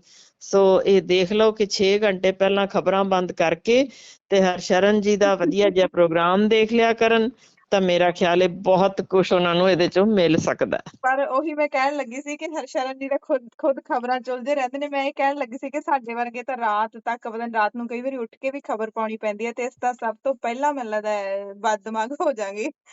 ਹਾਂ, ਅਸਲ 'ਚ ਉਹਦੇ ਨਾਲ ਹੁਣ ਦੇਖੋ, ਜੋ ਇਹੋ ਜਿਹਾ ਕਈ ਵਾਰ ਸਾਡਾ ਰੂਟੀਨ ਬਣ ਜਾਂਦਾ, ਉਹਦੇ ਵਿੱਚ 2 ਚੀਜ਼ਾਂ ਵੀ ਜੇ ਤੁਸੀਂ ਸ਼ਾਮਲ ਕਰ ਲਓ, ਕਸਰਤ ਦੇ ਨਾਲ ਸੰਤੁਲਿਤ ਖੁਰਾਕ, ਜੋ ਮੈਂ ਤੁਹਾਨੂੰ ਹੁਣੇ ਦੱਸ ਕੇ ਹਟੀ ਹਾਂ, ਕਿ ਆਪਾਂ ਇਹਦੇ ਨਾਲੋਂ ਨਾਲ ਜਦੋਂ ਬਾਹਰਲਾ ਤਲਿਆ ਗੰਦਬਲਾ ਖਾਂਦੇ ਹਾਂ, ਹੋਰ ਨੁਕਸਾਨ ਕਰਦਾ। ਸੋ ਇਹ ਸੰਤੁਲਿਤ ਖੁਰਾਕ ਜੇ ਤੁਸੀਂ ਉਬਲੀਆਂ ਹੋਈਆਂ ਬੀਨਸ, ਗੋਭੀ, ਪੱਤ ਗੋਭੀ ਨਾਲ ਇਹ ਚੀਜ਼ਾਂ ਮਿਕਸ ਕਰਕੇ ਲੈ ਕੇ ਜਾਂਦੇ ਹੋ, ਪਾਲਕ, ਤਾਂ ਬਹੁਤ ਨਿਊਟ੍ਰੀਸ਼ੀਅਸ ਹੋਏਗਾ। ਤਾਜ਼ੇ ਫਲ ਨਾਲ ਤੁਸੀਂ ਲੈ ਸਕਦੇ ਹੋ। ਸੋ ਜੇ ਤੁਸੀਂ ਡਾਈਟ ਠੀਕ ਰੱਖੋ, ਆਉਂਦੇ ਜਾਂਦੇ ਵੀ ਜਿੱਥੇ ਤੁਸੀਂ ਮਧੁਰ ਸੰਗੀਤ ਆਪਣਾ, ਜਿਹਦੇ ਨਾਲ ਤੁਹਾਡਾ ਦਿਮਾਗ ਸ਼ਾਂਤ ਥੋੜੀ ਦੇਰ ਰਹਿ ਸਕੇ, ਉਹ ਜ਼ਰੂਰੀ ਜੇ। ਤੇ ਫਿਰ ਸਭ ਤੋਂ ਵੱਧ ਜ਼ਰੂਰੀ, ਕੋਈ ਵੀ ਰਾਤ ਇੰਝ ਨਾ ਲੰਘਾਇਓ ਜਦੋਂ ਕੋਈ ਬਹੁਤ ਪਿਆਰੀ ਖੂਬਸੂਰਤ ਜਿਹੀ ਕਿਤਾਬ, ਜਿਸ 'ਚ ਤੁਹਾਡੇ ਵੱਖ ਕਿਸਮ ਦੇ ਦਿਮਾਗ ਵਿੱਚ ਤੁਹਾਡੇ, ਭਾਵੇਂ ਉਹਦੇ ਨਾਲ ਤੁਹਾਡੇ ਰੋਣਾ ਆਵੇ ਜਾਂ ਹਾਸਾ ਆਵੇ, ਕੁਝ ਵੱਖ ਕਿਸਮ ਦੇ ਹਾਵ ਭਾਵ ਹੋਣ, ਯਾਨੀ ਤਣਾਅ ਥੋੜਾ ਜਿਹਾ ਛੱਡ ਕੇ ਵੀ ਅੱਗੋਂ ਕੀ ਹੋਣ ਵਾਲਾ ਜੇ, ਘਬਰਾਹਟ, ਉਹਨੂੰ ਛੱਡ ਕੇ ਜੇ ਤੁਸੀਂ ਕਿਤਾਬਾਂ ਪੜ੍ਹਨ ਜਾਂ ਲਿਖਣ ਦੀ ਆਦਤ ਪਾ ਲਓ, ਤਾਂ ਬਹੁਤ ਜ਼ਿਆਦਾ ਵਧੀਆ ਹੋ ਸਕੇਗਾ। ਵਰਨਾ ਆਪਾਂ ਸਾਰੇ ਹੀ ਉਸ ਪਾਸੇ ਨੂੰ ਤੁਰ ਰਹੇ ਹਾਂ। 20 ਸਾਲ ਉਮਰ ਛੋਟੀ ਕਰਨ ਨੂੰ ਸਾਡੇ ਹੱਥ ਹੈ ਕਿ 20 ਸਾਲ ਛੋਟੀ ਕਰਨੀ ਹੈ ਜਾਂ ਅਸੀਂ ਤੰਦਰੁਸਤ ਜ਼ਿੰਦਗੀ ਬਿਤਾਉਣੀ ਹੈ। ਬਿਲਕੁਲ ਬਿਲਕੁਲ ਡਾਕਟਰ ਸਾਹਿਬ, ਇੱਥੇ ਮੈਂ ਵੀ ਥੋੜਾ ਜਿਹਾ ਐਡ ਕਰ ਦੇਵਾਂ ਕਿ ਜਿਹੜੇ ਤੁਸੀਂ ਕਿਹਾ ਰਾਤ ਨੂੰ ਸੌਣ ਲੱਗੇ, ਔਰ ਇੱਕ ਖਾਸ ਕਰਕੇ ਜਿਹੜੇ ਸਿੱਖ ਸੁਣ ਰਹੇ ਨੇ, ਆਪਣੇ ਸਿੱਖ ਦਰਸ਼ਕ, ਕਿ ਉਹ ਕੀਰਤਨ ਸੋਹਿਲੇ ਦਾ ਜਿਹੜਾ ਇੰਨੀ ਕੁ ਮਿੱਠੀ ਬਾਣੀ ਹੈ, ਤੇ ਜੇ ਆਪਾਂ ਰਾਤ ਨੂੰ ਉਹ ਪੜ੍ਹ ਕੇ ਸੌਂ ਜਾਈਏ ਤੇ ਫਿਰ ਮੈਨੂੰ ਲੱਗਦਾ ਸਟ੍ਰੈਸ ਸਾਰਾ ਹੀ ਦੂਰ ਹੋ ਜਾਂਦਾ। ਇੱਕ ਡਾਕਟਰ ਸਾਹਿਬ, ਮੈਂ ਥੋੜਾ ਜਿਹਾ ਟਾਈਮ ਤੁਹਾਡਾ ਹੋਰ ਲੈ ਰਹੀ ਹਾਂ। ਇੱਕ ਸਵਾਲ ਮੇਰੇ ਮਨ ਦੇ ਵਿੱਚ ਸੀ ਕਿ ਕਈ ਲੋਕ ਕਹਿੰਦੇ ਨੇ ਕਿ ਜਿਨ੍ਹਾਂ ਦੇ ਦਿਮਾਗ ਦੇ ਵਿੱਚ ਬਹੁਤ ਚੀਜ਼ਾਂ ਹੁੰਦੀਆਂ ਨੇ ਕਰਨ ਦੇ ਲਈ, ਬਹੁਤ ਕੁਛ ਉਹਨਾਂ ਦੇ ਕੋਲੇ ਹੁੰਦਾ, ਇਹ ਵੀ ਕਰਨਾ, ਇਹ ਵੀ ਕਰਨਾ, ਇਹ ਵੀ ਕਰਨਾ, ਕੀ ਉਹਨਾਂ ਦਾ ਦਿਮਾਗ ਹੈ ਜਿਹੜਾ ਉਹ ਜਲਦੀ ਵੀਕ ਹੋਣਾ ਸ਼ੁਰੂ ਹੋ ਜਾਂਦਾ ਹੈ? ਦੂਜੇ ਪਾਸੇ ਆਪਾਂ ਕਹਿੰਦੇ ਹੁੰਦੇ ਆ ਕਈ ਵਾਰੀ ਹਾਸੇ 'ਚ ਹੀ ਕਹਿ ਦੇਈਦਾ ਵੀ ਦਿਮਾਗ ਵਰਤਣ ਨੂੰ ਦਿੱਤਾ ਹੈ, ਨਹੀਂ ਤਾਂ ਬੜਾ ਮਹਿੰਗਾ ਵਿਕੂਗਾ ਜੇ ਨਾ ਵਰਤਿਆ, ਏਦਾਂ ਹੀ ਪਿਆ ਰਹਿਣਾ। ਸੋ ਕੀ ਇਹਦੇ 'ਚ ਸਹੀ ਤੁਸੀਂ ਗਾਈਡ ਕਰੋ ਜੀ। ਕਿਉਂਕਿ ਦਿਮਾਗ ਗੁੰਝਲਦਾਰ ਚੀਜ਼ ਹੈ, ਉਹ ਵਿਚਾਰਾ ਜੇ ਅਸੀਂ ਜਿੰਨੀ ਜ਼ਿਆਦਾ ਉਸਨੂੰ ਇੱਕ ਪੋਜ਼ਿਟਿਵ એનર્ਜੀ ਦੇ ਸਕਦੇ ਹੋਈਏ, ਜੀ ਕਿਉਂਕਿ ਇੱਕੋ ਵੇਲੇ 14 ਕੰਮ ਜੇ ਯਾਦ ਰੱਖਾਂਗੇ ਸੰਭਵ ਨਹੀਂ ਹੈ, ਦਿਮਾਗ ਉਸੇ ਰਵਾਨੀ ਨਾਲ ਕੰਮ ਕਰ ਸਕੇਗਾ। ਸੋ ਜੀ ਉਹਨਾਂ ਕੁ ਲੋਡ ਘਟਾ ਕੇ ਜੇ ਆਪਾਂ ਆਪਣੇ ਉਹਦੇ 'ਚ ਕੋਈ ਮਾੜੀ ਗੱਲ ਨਹੀਂ ਹੁੰਦੀ ਕਿ ਆਪਾਂ ਆਪਣੇ ਲਿਸਟ ਦੇ ਕੋਲ ਤਿਆਰ ਰੱਖੀਏ ਵੀ ਆਹ ਲਿਸਟ ਦੇ ਕੰਮ ਕਰਨ ਵਾਲੇ ਨੇ ਜੀ ਭਾਈ, ਇੰਨਾ ਕੁ ਕੰਮ ਦਿਮਾਗ ਤੂੰ ਛੱਡ ਦੇ, ਤੂੰ ਹੋਰ ਪਾਸੇ ਲੱਗ ਗਏ, ਮੈਂ ਇੱਥੇ ਲਿਖ ਲੈ, ਤੈਨੂੰ ਯਾਦ ਕਰਨ ਦੀ ਲੋੜ ਨਹੀਂ। ਉਹ ਇੱਕ ਥੋੜ੍ਹੀ ਚਿਰੀ ਯਾਦ ਹੁੰਦੀ ਜੇ। ਠੀਕ ਹੈ ਸੋ ਉਸ ਥੋੜ੍ਹੀ ਚਿਰੀ ਯਾਦ ਨੂੰ ਜੇ ਅਸੀਂ ਲੋਡ ਨਾ ਪਾਈਏ ਵੀ ਜੋ ਰਾਤ ਨੂੰ ਸੌਣ ਲੱਗਿਆ ਉਹਨੇ ਛੰਡਣਾ ਵੀ ਭਾਈ ਇਹ ਤਾਂ ਹੁਣ ਹੋ ਗਏ ਕੰਮ, ਉਹ ਤੁਸੀਂ ਵੈਸੇ ਹੀ ਕਾਗਜ਼ ਤੇ ਲਿਖ ਲਓ ਜੀ ਤਾਂ ਤੁਹਾਡੇ ਦਿਮਾਗ ਦਾ 1/4 ਕੰਮ ਤਾਂ ਗਿਆ। ਠੀਕ ਹੈ ਹੁਣ ਜਿਹੜੀ ਤੁਸੀਂ ਤਣਾਅ ਵਾਲੀ ਗੱਲ ਹੈ, ਉਹਨੂੰ ਇਹ ਜਦ ਤੱਕ ਨਾ ਸੋਚਿਆ ਜਾਏ ਕਿ ਭਾਈ ਸ਼ੁਕਰਾਨਾ ਕਰਨਾ, ਮੇਰੇ ਤੋਂ ਵੱਧ ਹੋਰ ਵੀ ਲੋਕ ਦੁਖੀ ਨੇ, ਮੇਰੇ ਤੋਂ ਵੱਧ ਵੀ ਮੁਸ਼ਕਲਾਂ ਕਿਸੇ ਤੇ ਹਨ, ਜੇ ਉਹ ਦਿਮਾਗ ਵਿੱਚ ਆ ਜਾਏ ਤਾਂ ਅਸੀਂ ਸ਼ੁਕਰਾਨਾ ਕਰ ਦਈਏ ਤਾਂ ਉਹ ਨੈਗੇਟਿਵ ਥਾਟਸ ਜਿਹੜੇ ਨੇ ਉਹ ਬਹੁਤੀ ਦੇਰ ਸਾਡੇ ਮੱਲਦੇ ਨਹੀਂ। ਹੁਣ ਇਹਨੂੰ ਕੱਢਣ ਦਾ ਇੱਕ ਹੋਰ ਢੰਗ ਵੀ ਹੁੰਦਾ ਵੀ ਹਾਂਜੀ ਭਾਈ ਮੈਂ 100 ਸਾਲ ਤਾਂ ਜ਼ਿੰਦਗੀ ਲਿਖਾ ਕੇ ਨਹੀਂ ਆਇਆ, ਹੋ ਸਕਦਾ 15 ਮਿੰਟ ਨੂੰ ਮੈਂ ਤਿਲਕ ਕੇ ਗਿਰ ਜਾਣਾ ਤੇ ਮਾਰੀ ਜਾਣਾ ਹੋਵੇ। ਉਹ ਭਾਈ ਛੱਡ ਪਰਾਂ, ਕਿਸੇ ਹੋਰ ਦੇ ਬਾਰੇ ਮੈਂ ਕਿਉਂ ਸੋਚ ਕੇ ਜ਼ਿੰਦਗੀ ਖਰਾਬ ਕਰ ਰਿਹਾ, ਮੈਂ ਆਪਣੇ ਤੇ ਲਾ ਲਵਾਂ ਉਹੀ ਪਲ। ਬਿਲਕੁਲ ਸੋ ਬਿਲਕੁਲ ਜਦੋਂ ਅਸੀਂ ਇਹੋ ਜਿਹੀ ਸੋਚ ਲੈ ਆਉਂਦੇ ਹਾਂ ਤਾਂ ਉਹ ਸਾਡਾ ਦਿਮਾਗ ਝਟਪਟ ਸ਼ਾਂਤ ਹੋ ਜਾਂਦਾ ਤੇ ਉਹ ਸਾਨੂੰ ਦੁੱਗਣਾ ਕੰਮ ਕਰਨ ਜੋਗਾ ਬਣਾ ਦਿੰਦਾ। ਜੀ ਸੋ ਜਿੰਨਾ ਦਿਮਾਗ ਨੂੰ ਅਸੀਂ ਵਰਤਦੇ ਰਹੀਏ ਓਨਾ ਹੀ ਉਹ ਵਧੀਆ ਜੇ। ਜਿਹੜਾ ਨਹੀਂ ਵਰਤਿਆ ਜਾ ਰਿਹਾ ਉਹ ਤੇ ਨਕਾਰਾ ਜੇ, ਉਹ ਸਗੋਂ ਭੂਸਾ ਹੀ ਅਸੀਂ ਕਹਿੰਦੇ ਹਾਂ, ਉਹ ਵਿਕਣਾ ਵਕਣਾ ਤਾਂ ਕੀ, ਉਸ ਬੰਦੇ ਦੇ ਕੰਮ ਯੋਗ ਵੀ ਨਹੀਂ, ਉਹ ਖੁਰ ਕੇ ਆਪੇ ਹੀ ਖਤਮ ਹੋ ਜਾਣਾ, ਜੋੜ ਖਤਮ ਹੋ ਜਾਂਦੇ ਜੇ। ਸੋ ਜਿੰਨਾ ਉਹਨੂੰ ਵਰਤੋ ਓਨਾ ਜ਼ਿਆਦਾ ਉਹ ਕੰਮ ਕਰਦਾ ਰਹਿੰਦਾ। ਪਰ ਉਹ ਟਾਈਮ ਟੇਬਲ, ਯਾਨੀ ਜਿਵੇਂ ਮੈਂ ਦੱਸਿਆ ਸੀ ਵੀ ਇਹ ਟਾਈਮ ਮੈਂ ਗੋਡੀ ਹੀ ਕਰਨੀ ਹੈ, ਉਹਦੇ ਨਾਲ ਕੰਨ ਤੇ ਨਹੀਂ ਮੈਂ ਡੁੱਡਣੇ ਲਾਣੇ ਵੀ ਅੱਧਾ ਘੰਟਾ ਜੇ ਜ਼ਿੰਦਗੀ ਦੇ ਵਿੱਚ ਕੁਛ ਮੈਂ ਛੱਡ ਵੀ ਦਿਨਾ ਤਾਂ ਕੋਈ ਗੱਲ ਨਹੀਂ, ਅੱਧਾ ਘੰਟਾ ਮੈਂ ਸਿਰਫ ਗੋਡੀ ਕਰਨੀ ਹੈ, ਨਾਲ ਕੰਨ ਵਿੱਚ ਮੈਂ ਭਾਵੇਂ ਸ਼ਬਦ ਲਾ ਲਏ ਨੇ, ਕੀਰਤਨ ਲਾ ਲਿਆ, ਜਾਂ ਕੋਈ ਵੀ ਜੋ ਤੁਸੀਂ ਗਾਣਾ ਮਧੁਰ ਸੁਣਨਾ ਚਾਹੁੰਦੇ ਹੋ ਮੈਂ ਲਾ ਲਿਆ, ਤੇ ਮੈਂ ਇਸ ਟਾਈਮ ਨਹੀਂ ਹੋਰ ਕੁਝ ਸੁਣਨਾ। ਸੋ ਇੰਨਾ ਕੁ ਆਪਾਂ 24 ਘੰਟਿਆਂ 'ਚ 30 ਮਿੰਟ ਕੱਢ ਸਕਦੇ ਹੁੰਦੇ ਆ ਕਿ ਆਪਾਂ ਆਪਣੇ ਦਿਮਾਗ ਨੂੰ ਸ਼ਾਂਤ ਕਰ ਲਈਏ। ਬਿਲਕੁਲ ਸੋ ਬਿਲਕੁਲ ਇਸ ਤਰੀਕੇ ਸਰਕਲ ਜਾਰੀ ਰਹਿਣਾ ਚਾਹੀਦਾ ਕਿ ਸਾਡਾ ਰੂਟੀਨ ਵੀ, ਅਸੀਂ ਕੰਮਕਾਰ ਵੀ ਕਰਨਾ, ਉਹਨਾਂ ਉਲਝਣਾਂ ਤੋਂ ਬਚ ਕੇ ਨੀਂਦਰ ਵੀ ਪੂਰੀ ਲੈਣੀ ਹੈ, ਪਰ ਨਾਲੋਂ ਨਾਲ ਵਿੱਚ ਸ਼ੁਕਰਾਨਾ, ਤੇ ਨਾਲ ਅਸੀਂ ਜੋ ਸਾਨੂੰ ਸਿਖਾਇਆ ਗਿਆ ਕਿ ਔਖਾ ਸਮਾਂ ਟੱਪ ਜਾਣ ਲਈ ਤਰਲੋ ਮੱਛੀ ਨਹੀਂ ਹੋਣਾ, ਸਿਰਫ ਕਹਿਣਾ ਰੱਬਾ ਹਿੰਮਤ ਦਈ, ਇਹ ਵੀ ਸਮਾਂ ਲੰਘ ਜਾਏਗਾ। ਜੀ ਜੀ ਬਿਲਕੁਲ ਡਾਕਟਰ ਸਾਹਿਬ, ਸੋ ਬਹੁਤ ਹੀ ਕੀਮਤੀ ਗੱਲਾਂ ਤੁਸੀਂ ਦੱਸੀਆਂ ਨੇ, ਕਿਉਂਕਿ ਜਿੱਥੇ ਸਰੀਰ ਦਾ ਹਰ ਅੰਗ ਤੰਦਰੁਸਤ ਰਹਿਣਾ ਜ਼ਰੂਰੀ ਹੈ ਤੇ ਦਿਮਾਗ ਤਾਂ ਮੈਨੂੰ ਲੱਗਦਾ ਸਭ ਤੋਂ ਵੱਧ ਜ਼ਰੂਰੀ ਹੈ। ਜੇ ਦਿਮਾਗ ਹੀ ਖਰਾਬ ਹੋ ਜਾਏ ਤੇ ਅਸੀਂ ਸਾਰਾ ਕੁਝ ਖਰਾਬ ਕਰ ਲੈਂਦੇ ਹਾਂ। ਸੋ ਡਾਕਟਰ ਸਾਹਿਬ ਬਹੁਤ ਬਹੁਤ ਧੰਨਵਾਦ। ਤੇ ਫਿਰ ਨਹੀਂ ਦਰਸ਼ਕਾਂ ਨੂੰ ਦੇਖੋ, ਮੈਂ ਹਾਂਜੀ ਅਖੀਰ ਵਿੱਚ ਤਾਂ ਦੇਖੋ ਮੈਂ ਕਹਿਣਾ ਹੀ ਕਹਿਣਾ, ਇਹ ਅਸਰ ਨਹੀਂ ਜੇ ਹੋਣਾ ਦਿਮਾਗ ਤੇ ਕਿਸੇ ਵੀ ਖੁਰਾਕ ਦਾ ਜਦ ਤੱਕ ਤੁਸੀਂ ਸ਼ੇਅਰ ਨਹੀਂ ਕਰੋਗੇ। ਸ਼ੇਅਰ ਨਹੀਂ ਕਰੋਗੇ, ਦਿਮਾਗ ਖਰਾਬ ਹੀ ਹੋ ਸਕਦਾ ਫਿਰ ਦੇਖ ਲਓ ਸੱਤਰੇ ਬੱਤਰੇ ਰਹਿ ਜਾਓਗੇ, ਫਿਰ ਕੋਈ ਗੱਲ ਨਹੀਂ, ਕਿਉਂਕਿ ਮੈਂ ਅੱਗੇ ਹੀ ਕਿਹਾ ਵੀ ਜਿੰਨਾ ਦੂਜਿਆਂ ਨੂੰ ਦੱਸੋਗੇ ਉਹਨੇ ਤੁਹਾਡੇ ਜੋੜ ਰਵਾਂ ਹੁੰਦੇ ਨੇ। ਸੋ ਇਹ ਗੱਲ ਸੁਣ ਕੇ ਸ਼ੇਅਰ ਵੀ ਕਰੋ ਤੇ ਵੈਸੇ ਵੀ ਜ਼ਬਾਨੀ ਦੱਸੋ, ਤਾਂ ਕਿ ਤੁਹਾਨੂੰ ਇਹ ਯਾਦ ਵੀ ਰਹਿਣ ਤੇ ਹੋਰਨਾਂ ਤੱਕ ਪਹੁੰਚਦੇ ਸਾਰ ਤੁਹਾਡੇ ਆਪਣੇ ਦਿਮਾਗ ਦੀ ਗੱਲ ਰਵਾਨੀ ਜ਼ਿਆਦਾ ਹੋ ਜਾਂਦੀ। ਯਾਨੀ ਉਹੀ ਗੱਲ ਹੋਈ ਨਾ ਕਿ ਜੇ ਇਤਰ ਛਿੜਕਣਾ ਕਿਸੇ ਹੋਰ ਉੱਤੇ, ਬਦੋ ਬਦੀ ਆਪਣੇ ਉੱਤੇ 20 ਬੂੰਦਾਂ ਆ ਜਾਂਦੀਆਂ। ਸੋ ਜਿੰਨਾ ਕਿਸੇ ਹੋਰ ਦਾ ਫਾਇਦਾ ਸੋਚਾਂਗੇ, ਆਪਣਾ ਤੇ ਆਪਣੇ ਆਪ ਹੀ ਹੋ ਜਾਣਾ। ਸੋ ਆਪਾਂ ਇਸੇ ਤਰ੍ਹਾਂ ਹੀ ਖੁਸ਼ੀਆਂ ਤੇ ਖੇੜੇ ਵੰਡਦੇ ਰਹੀਏ ਤੇ ਆਪ ਵੀ ਤੰਦਰੁਸਤ ਰਹੀਏ, ਹੋਰਨਾਂ ਨੂੰ ਵੀ ਤੰਦਰੁਸਤ ਰਹੀਏ ਕਰ ਦਈਏ। ਜੀ ਡਾਕਟਰ ਸਾਹਿਬ ਬਹੁਤ ਬਹੁਤ ਧੰਨਵਾਦ ਤੁਹਾਡਾ। ਤੇ ਅਗਲੇ ਹਫਤੇ ਮਿਲਦੇ ਹਾਂ ਫਿਰ ਤੁਹਾਨੂੰ ਸਾਰਿਆਂ ਨੂੰ, ਜਿਵੇਂ ਡਾਕਟਰ ਸਾਹਿਬ ਨੇ ਪ੍ਰੋਮਿਸ ਕਰ ਹੀ ਦਿੱਤਾ ਕਿ ਅਸੀਂ ਵੀਡੀਓ ਦੇ ਵਿੱਚ ਅਸੀਂ ਜ਼ਰੂਰ ਤੁਹਾਨੂੰ ਦਿਖਾਂਗੇ। ਲਾਈਵ ਜੁੜੀਏ ਜਾਂ ਨਾ ਜੁੜੀਏ ਉਹ ਵੱਖਰੀ ਗੱਲ ਹੈ, ਪਰ ਵੀਡੀਓ ਪ੍ਰੋਗਰਾਮ ਹੋਏਗਾ ਅਗਲਾ। ਬਿਲਕੁਲ। ਠੀਕ ਹੈ ਡਾਕਟਰ ਸਾਹਿਬ, ਬਹੁਤ ਬਹੁਤ ਧੰਨਵਾਦ ਤੇ ਸਾਰੇ ਦਰਸ਼ਕਾਂ ਦਾ ਵੀ ਧੰਨਵਾਦ। ਸਤਿ ਸ਼੍ਰੀ ਅਕਾਲ ਜੀ।